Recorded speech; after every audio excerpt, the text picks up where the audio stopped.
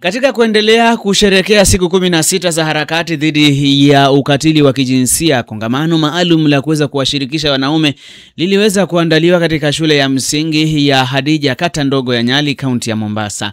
Tukio hilo ambalo lilianza asubuhi kwa msafara wa viongozi na washikadau mbalimbali kutoka kwa mashirika tofauti tofauti ulioanza katika maeneo ya Lais Kengeleni. Venye tuko hapa, kauli mbiu ni unite to end digital gender-based violence. Na digital gender-based violence ina happen ya kila mtu, sio mwanamke peke yake. However, wanawake huwa sana wamekuwa victim sana, either from fellow women and men as well. But tuna acknowledge the fact that pia wanaume wanapitia hiyo gender-based violence ambayo iko digitally or technologically facilitated.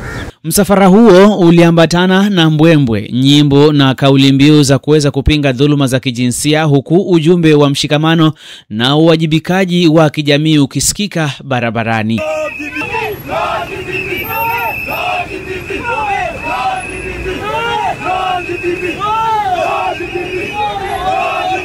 Haikuishia hapo tu. Walipofika katika eneo la kongamano, wazungumzaji waliweza kupata fursa ya kuweza kunena na wanaume ambao mara nyingi wamekuwa wakitajwa kuwa wahusika wakuu katika swala zima la dhuluma za kijinsia, kwa lengo la kuweza kuwahimiza mabadiliko makubwa ya mtazamo na tabia. Kwa sababu ya kunyamaza ndio nakuta kwamba wanaume wanakufa mapema kwa sababu ya stigma, na akili inakuwa kwamba inateseka kwa njia moja ama nyingine kwa sababu ule mzigo yeye ndo ameubeba.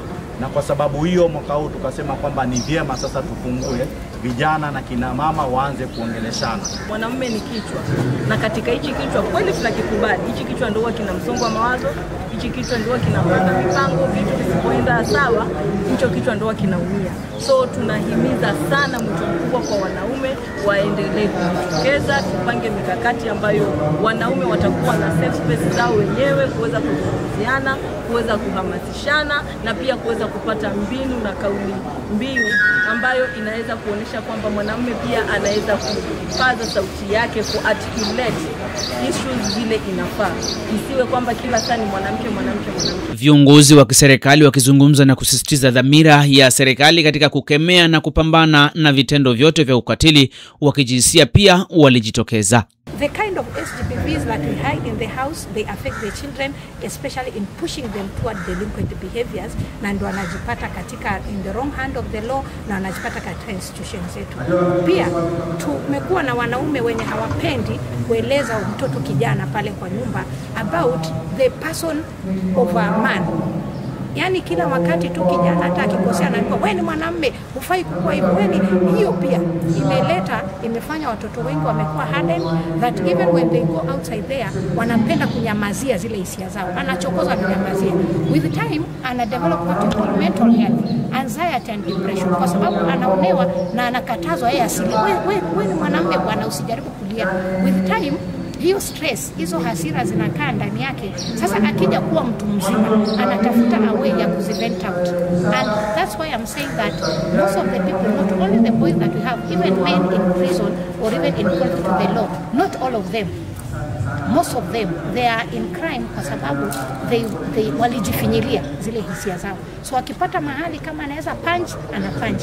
Aidha, wawakilishi wa vitengo tofauti wa masuala ya kijinsia kutoka kwa mashirika mbalimbali waliweza kupata fursa ya kuweza kutoa elimu, uzoefu na mapendekezo yao ya kuweza kuimarisha ushirikiano katika kupambana na dhuluma za kijinsia. Pia waliweza kutoa wito wao.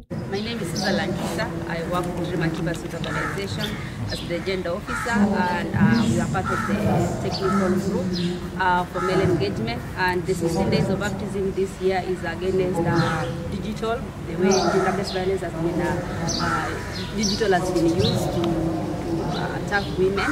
And today we are here to support the men, and as an organization we have been doing male engagement, making sure that our men are not only seen as perpetrators but as champions.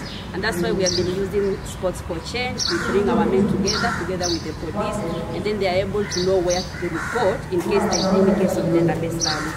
And this really has worked for us because we have seen a lot of gender warriors coming up to discuss on issues that affect men when it comes to gender-based violence. And working with the police, some of them have also reported that men now are coming out to report the cases of gender-based violence. For us, through the project that we are able to do, we have seen men coming out to report. And today we are here to support the men, to tell them it's the time for them to speak out, because if they speak out now, we are able to have data and we are able to do advocacy based on the data that we have. And that's why today we are here to support the men. Katika kutamatisha haya, jamii na hasa wanaume waliweza kupata fursa ya kuweza kujifunza mengi kuhusu swala zima la kuweza kujikinga na unyanyasaji wa kijinsia. Kauli mbiu ya mwaka huu ikiwa ni kuungana kukomesha ukatili wa kijinsia wa kidijitali dhidi ya wanawake na wasichana. Jina langu ni Terajab Juma na hii ni Dayo Radio.